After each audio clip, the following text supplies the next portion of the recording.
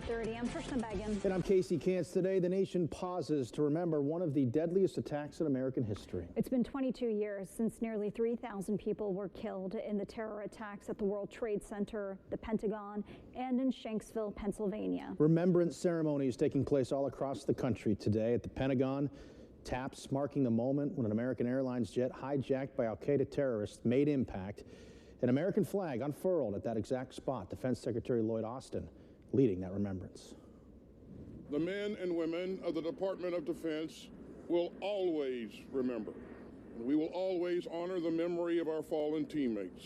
And we will always strive to be worthy of the memory of those we lost.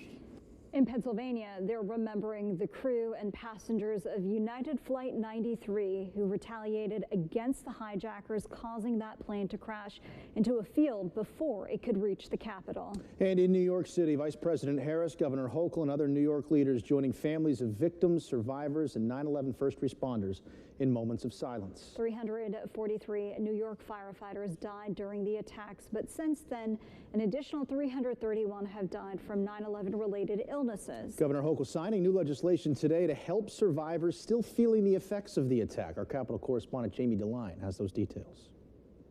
In Manhattan this morning,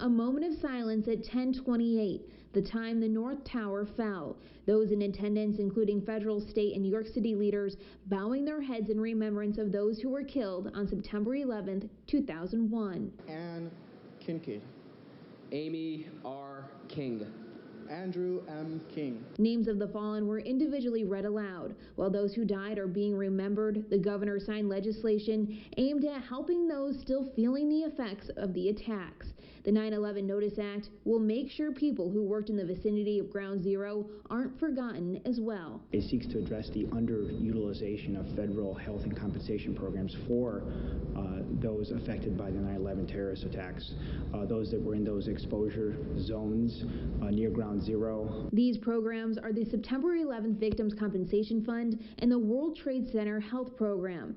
The new law will require the State Department of Labor and the Department of Economic Development to team up with businesses to help them notify employees who worked in the area between September 11th, 2001 and July 31st, 2002 that they are eligible for compensation. 80% of first responders have actually enrolled in these programs. Only a fraction of other individuals have enrolled, so there's an underutilization. So it's a pressing concern. According to the CDC, an estimated 400,000 people were exposed to toxic contaminants in the days, weeks, and months following the attacks. The hazards have been linked to health problems such as cancer. The governor also signed legislation today naming bridges in a portion of the New York State Highway after heroes who died from 9/11 related illnesses. Reporting in Albany, I'm Jamie DeLine. All right, Jamie, thank you.